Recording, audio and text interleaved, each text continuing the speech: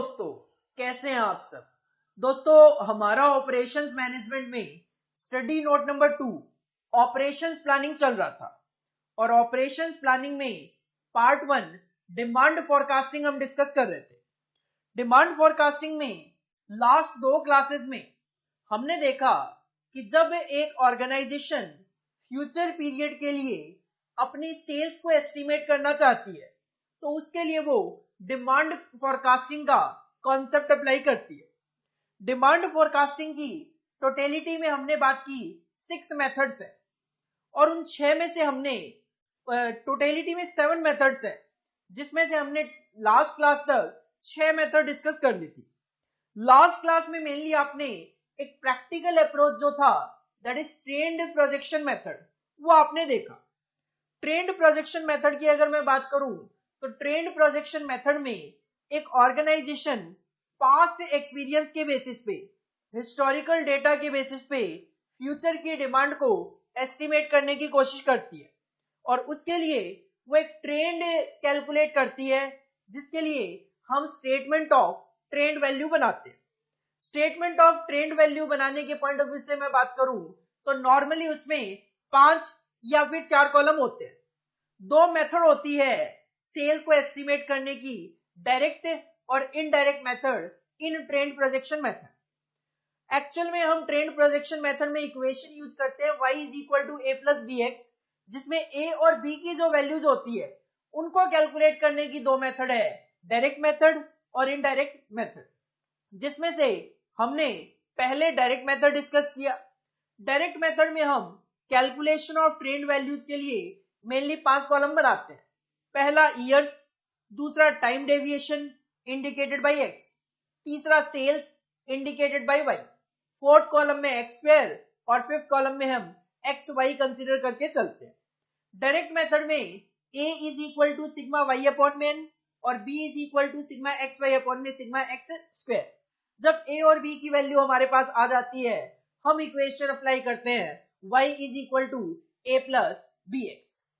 यही अगर मैं बात करूं डायरेक्ट मेथड की, तो डायरेक्ट मेथड केवल और केवल तभी अप्लाई होता है जब sigma X is equal to 0।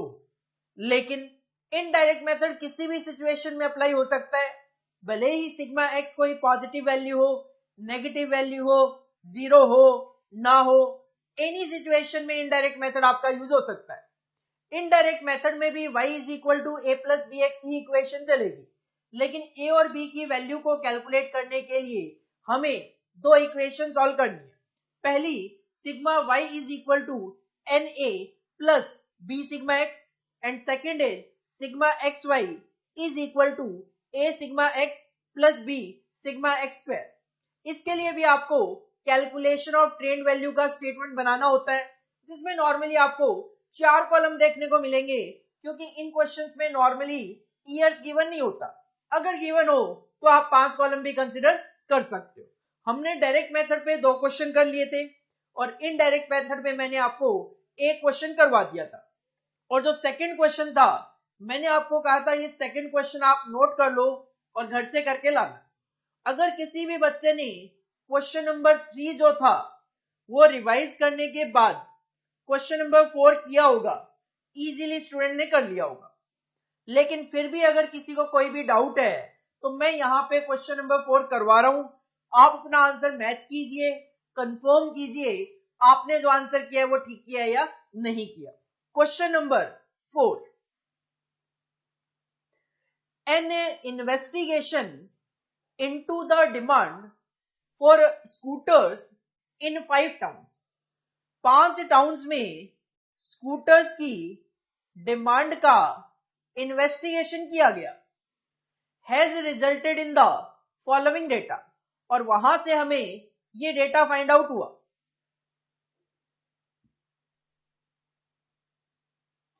Data था population of the town, lakhs में गिवन है, that is indicated by x, 4 lakh, 6 lakh, 7 lakh, 10 lakh and 13 lakh, और नंबर ऑफ स्कूटर्स को इंडिकेट किया गया है y से।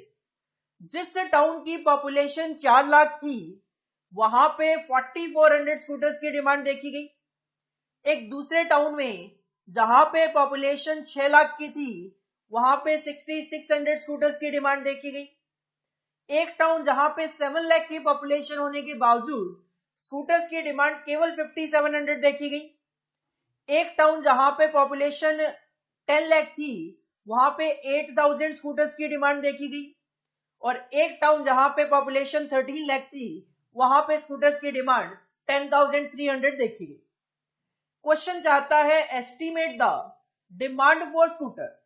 हम स्कूटर की डिमांड कैलकुलेट करके दें फॉर ए टाउन, एक ऐसे टाउन के लिए with A population of 16 lakh. अगर किसी टाउन की पॉपुलेशन 16 लाख रुपए है तो ऊपर जो 5 टाउन का इन्वेस्टिगेशन किया गया उसके बेसिस पे हमें कैलकुलेट करके देना है कि 16 लाख की पॉपुलेशन के लिए स्कूटर्स की डिमांड कितनी होगी। इसके लिए हम अप्लाई करेंगे अपना इनडायरेक्ट मेथड, और इनडायरेक्ट मेथड में सबसे पहले हम बनाते हैं कैलकुलेशन ऑफ ट्रेंड वैल्यूज। आओ जरा हेडिंग पुट करो, आंसर नंबर 4। हेडिंग पुट करो, answer number 4, computation of trend values. Computation of trend values. 4 column में हम ये स्टेटमेंट बनाएंगे। पहला population in lakhs that is indicated by x. Second column में number of scooters that is indicated by y. Then third column will be of x square and last column will be x y. As per question population है 4, 6, 7, 10, 13। 4, 6, 7, 10 and 13। ये सारी की सारी figure lakhs में है। Scooters की बात करूं तो स्कूटर्स जो है वो तो सीधा सीधा ही गिवन है।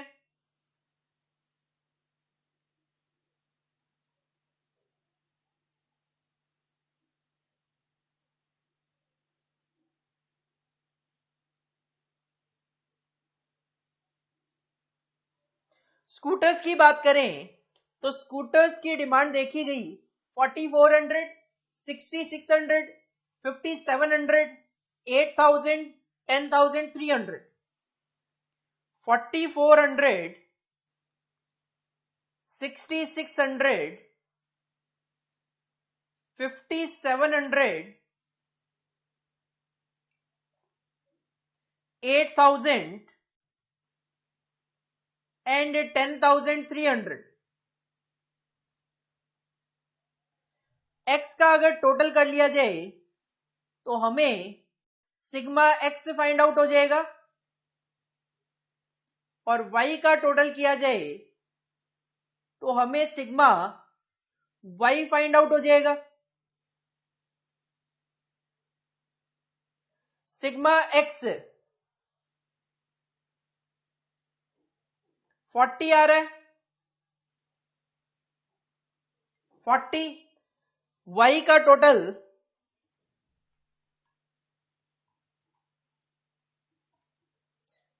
टोटल आ रहा है आपका 35,000। सिग्मा वाई आ गया 35,000।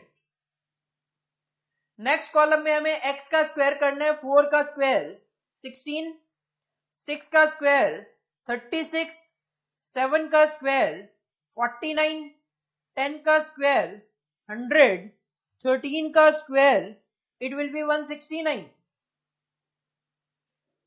इस कॉलम का टोटल कर लिया जाए तो हमें फाइंड आउट हो जाएगा sigma x square, sigma x square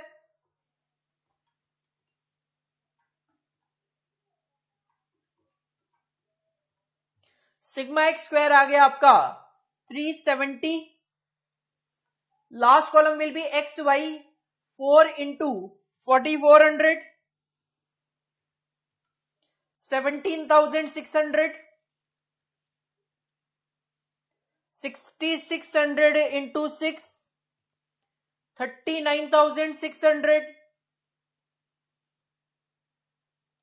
7 into 5700, that will be 39,900, then 80,000, and 13 into 10,300, 133,900, 133,900.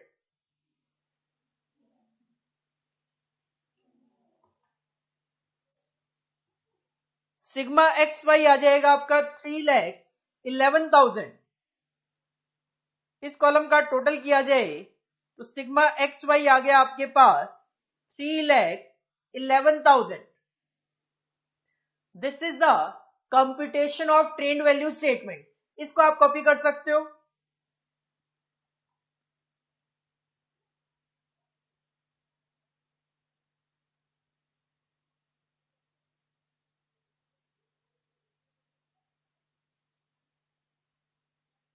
Computation of trend value के स्टेटमेंट के बाद हमारा टारगेट होगा ए और बी की वैल्यूज को कैलकुलेट करना.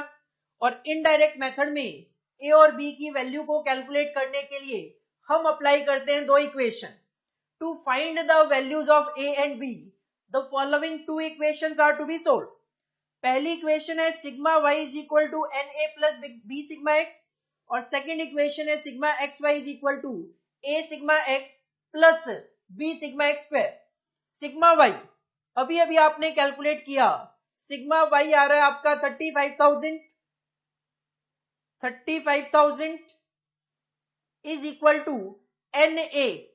नंबर्स की बात करें तो टाउन आपने कंसीडर किए हैं 5, तो ये हो गया 5a plus B sigma x. Sigma x आपका था 40, तो it will be 40b. 40b sigma x y. Sigma x y आ गया 3,11,000. 3,11,000 is equal to a sigma x, that is 40a plus b sigma x square. Sigma x square आपका 370, तो it will B 370b. अब हमें in equation को solve करना है. Equation को सॉल्व करने के लिए आप जो फर्स्ट इक्वेशन है उसको मल्टीप्लाई बाई 8 कर सकते हो. जब आप इसको मल्टीप्लाई बाई 8 करोगे तो 35,000 into 8, it will B 2,80,000. 2,80,000 is equal to 40a plus 320b. 8 से मल्टीप्लाई कर दिया पूरी इक्वेशन को, और second equation as it is copy कर ली. 3,11,000 is equal to 40a plus 370b. Sign change, तो ये आपका a कैंसिल हो गया, तो ये बच गया 2,80,000 माइनस 3,11,000 माइनस का 31,000. Minus 31,000 is equal to minus 50b. Minus minus हो गया कैंसिल, तो b will be equal to 31,000 divided by 50. 31,000 divided by 50, it will be 620. b की वैल्यू आ गई 620. b की वैल्यू आ गई 620. पहली ही इक्वेशन में अगर मैं b की वैल्यू 620 रखूं तो it will be 35,000 is equal to 5a plus 40b, that is 620. इसको सॉल्व करके आप a की वैल्यू निकाल सकते हो. It will be a is equal to 35,000, ये इधर जाएगा माइनस हो जाएगा 620 into 40, it will be 24,800. 24,800 divided by 5 है 5a, तो a will be equal to 2040. A will be equal to 2040, A की वैल्यू आ गई 2040, बी की वैल्यू आ गई 620। इसके बाद हम अप्लाई कर सकते हैं y is equal to A plus B X. आओ जरा, y is equal to A plus B X. Question ने कहा कि आपको कैलकुलेट करके देना है 16 लाख की पॉपुलेशन के लिए स्कूटर्स की डिमांड। तो y will be equal to a था आपका 2040, ए है आपका 2040 प्लस बी है आपका 620 और x से है आपका 16 लाख के लिए कैलकुलेशन करनी है आपको। तो what will be the scooters demand for the population of 16 lakh? It will be 620 into 16 plus 2040, total will be 11,960। अगर एक टाउन की बात करें जिसकी पॉपुलेशन 16 लाख होगी, तो हम एस्टिमेट कर सकते हैं कि वहां पे स्कूटर्स की डिमांड 11,960 की होगी। This is the answer of question number 4। जिन्होंने कर लिया था, आंसर मैच हो गया, कॉन्फिडेंस लेवल बढ़ेगा कि हाँ, एक क्वेश्चन सर ने कराया तो हम दूसरा question easily exam point of view से कर पा रहे हैं। और जिनका गलत था वो ये एनालाइज करो आपने गलती कहां पे की है। हेडिंग पुट करो आंसर नंबर 4। अगर किसी के पास क्वेश्चन नहीं है, क्वेश्चन कॉपी कर सकते हो, क्वेश्चन है डायरेक्ट आंसर कॉपी कर सकते हो, क्वेश्चन नहीं है तो पहले क्वेश्चन कॉपी कर लीजिए।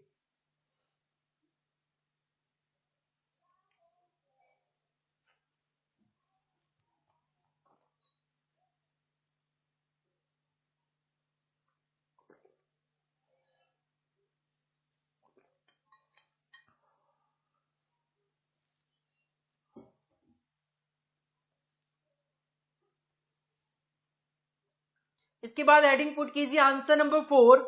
सबसे पहले कॉपी करना है आपको कंप्यूटेशन ऑफ ट्रेंड वैल्यूज।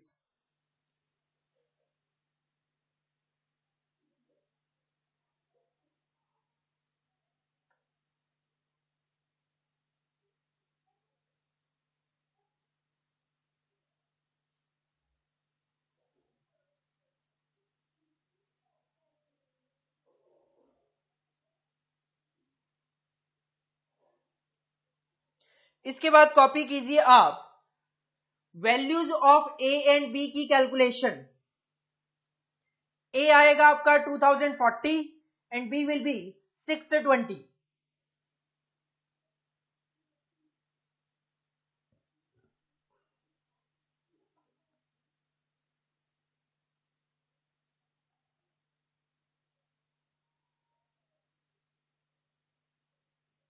इसके बाद कॉपी कीजिए y is equal to A plus B X. 16 lakh की पॉपुलेशन के लिए 11,960 स्कूटर्स की डिमांड एस्टिमेट की जा रही है।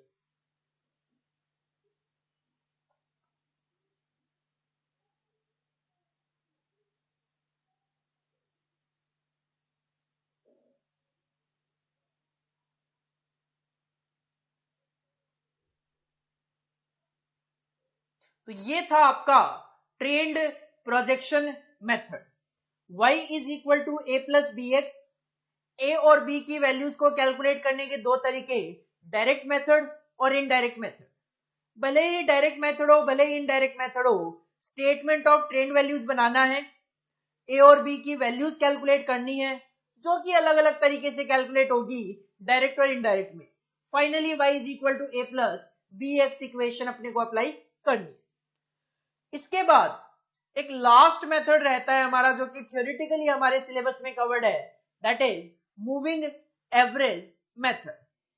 आओ जरा, लास्ट जो मेथड है, seventh method, that is moving average method. देखो, moving average method simple method है।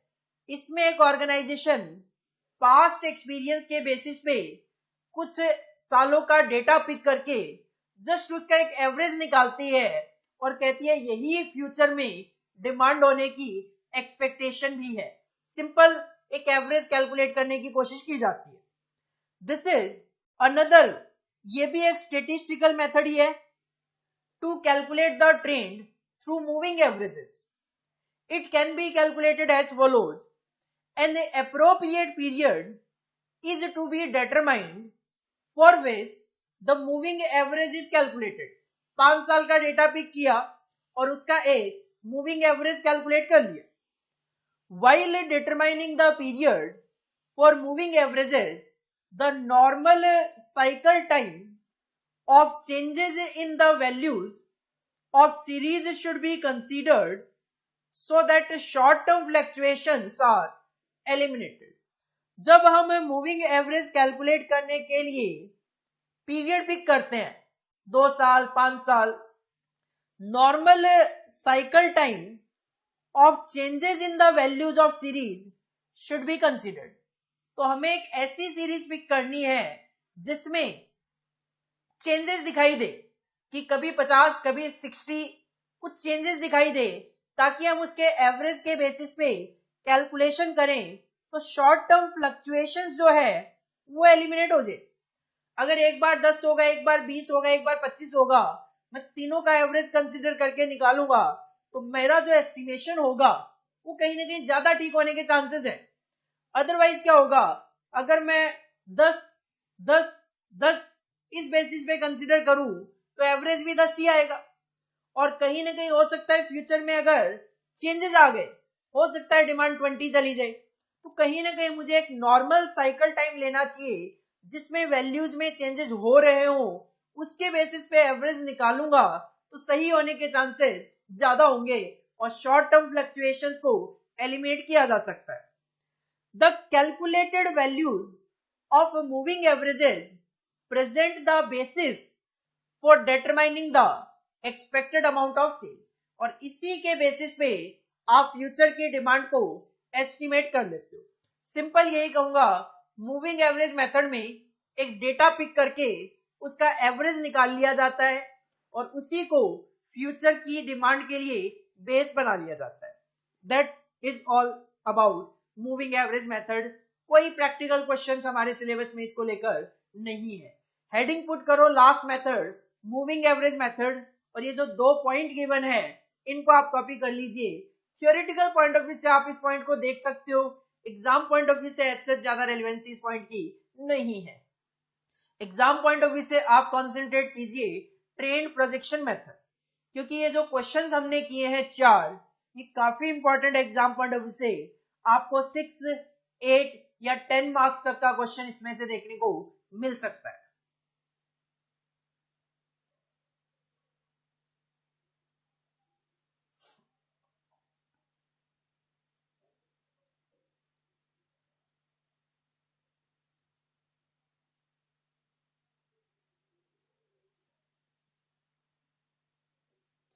हमने डिमांड फॉरकास्टिंग की 7 मेथड डिस्कस कर ली.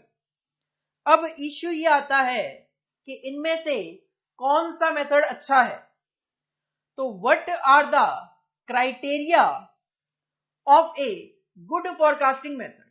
इन 7 में से कौन सा फॉरकास्टिंग मेथड अच्छा है, इसको डिसाइड करने के कुछ क्राइटेरियाज है. पहला, एक्यूरेसी. मेथड जो भी है एक्यूरेसी लेवल हाई होना चाहिए. Accuracy of the forecasting figure is the life blood of the business, क्योंकि आप कर रहे हो फ्यूचर के लिए एस्टिमेशन जो कि 100% सही तो नहीं हो सकते, बट एक्यूरेसी लेवल जितना ज्यादा होगा उतना ही ज्यादा आपको सक्सेस मिलेगी. Because many important plans and programmes, policies and strategies are prepared and followed on the basis of such estimates.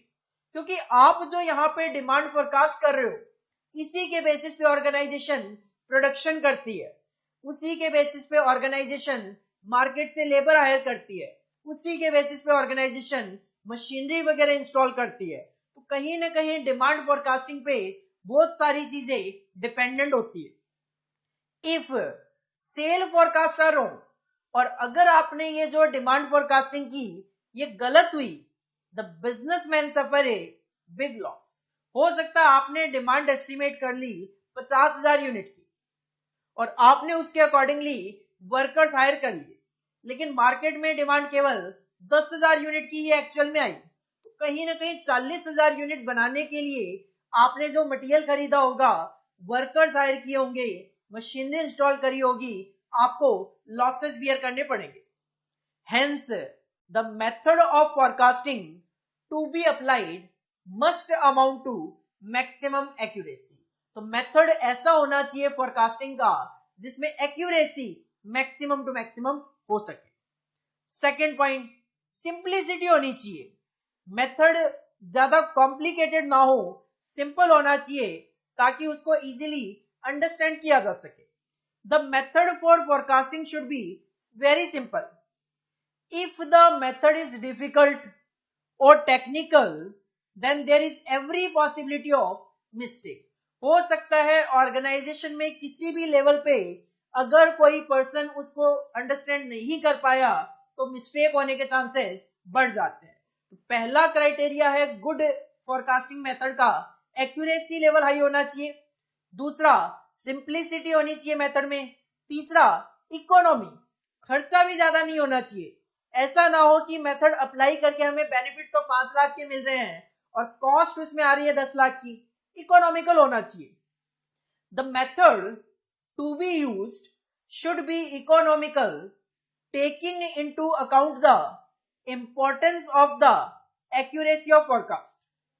Cost must be weighted against the importance of the forecast to the operation of the business.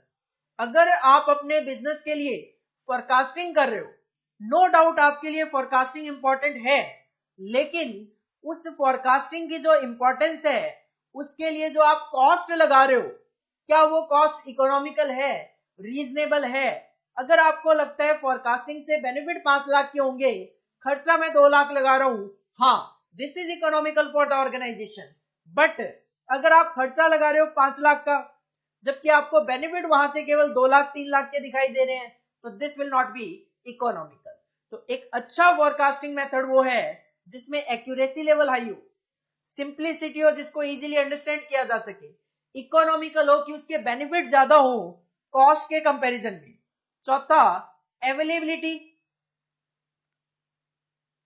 The method should be search for which the relevant information may be available immediately with reasonable accuracy. Method ऐसा होना चाहिए जिसको apply करने के लिए हमें जिस information की जरूरत है वो अवेलेबल हो सके। More over, the technique must give quick results and useful information to the management. Result जल्दी आने चाहिए, यूजफुल रिजल्ट आने चाहिए। पहला पॉइंट, एक्यूरेसी लेवल मैक्सिमम होना चाहिए। दूसरा पॉइंट, सिंप्लिसिटी होनी चाहिए। तीसरा, इकोनॉमिकल होना चाहिए। चौथा, उस मेथड को अप्लाई करने के लिए जिस इंफॉर्मेशन की जरूरत है उसकी अवेलेबिलिटी होनी चाहिए। पांचवा पॉइंट, मेथड की स्टेबिलिटी होनी चाहिए। The data of forecasting should be such wherein the future changes are expected to be minimum and are reliable for future planning for some time. जो भी आप डेटा इकट्ठा कर रहे हो, इंफॉर्मेशन इकट्ठी कर रहे हो, वो डेटा स्टेबल होना चाहिए, क्योंकि अगर उस डेटा में फ्लक्चुएशन जल्दी जल्दी आता है तो हो सकता है कि मैं आज एस्टिमेशन कर रहा हूं फ्यूचर के लिए, बट फ्यूचर में terms and condition situation change हो जाए और मैंने जो प्लान किया था वो गलत हो जाए। तो कहीं ना कहीं डेटा जो मैं इकट्ठा कर रहा हूं जिसके बेसिस पे फ्यूचर प्लानिंग चल रही है, it should be stable, stability होनी चाहिए। नेक्स्ट पॉइंट आपका last point, sixth one is that is utility. The forecasting technique must be easily understandable and suitable to the management. Management के लिए forecasting method suitable भी होना चाहिए। तो what are the criteria of a good forecasting method? 6 point आप वहां पे mention कर सकते हो। सर, पहला, एक्यूरेसी लेवल मैक्सिमम होना चाहिए। दूसरा, इकोनॉमिकल मेथड होना चाहिए। तीसरा, अवेलेबिलिटी ऑफ इंफॉर्मेशन इजीली होनी चाहिए। चौथा, मेथड सिंपल होना चाहिए। पांचवा, जो डेटा आप फोरकास्टिंग के लिए यूज कर रहे हो उसमें स्टेबिलिटी होनी चाहिए। और सिक्स्थ, यूटिलिटी होनी चाहिए, easily understandable and suitable for the management. Heading put करो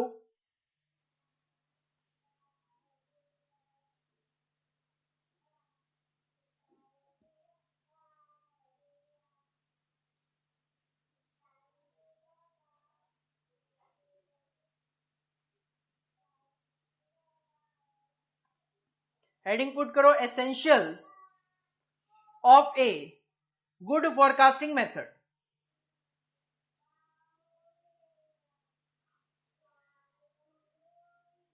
या फिर what are the criteria of a good forecasting method. सीधा सीधा एग्जाम में क्वेश्चन आ सकता है, what are the criteria of a good forecasting method. सबसे पहले फर्स्ट 2 पॉइंट्स कॉपी कर लीजिए, accuracy and simplicity.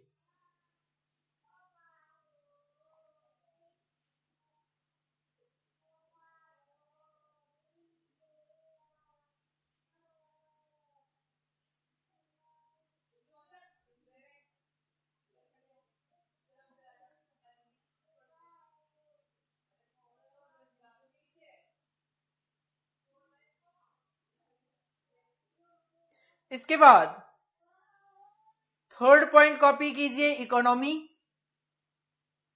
And fourth point copy कीजिए, availability.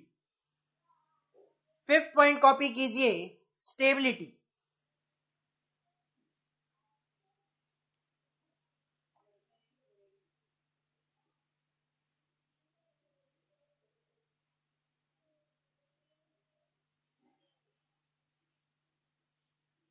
And finally last point, utility.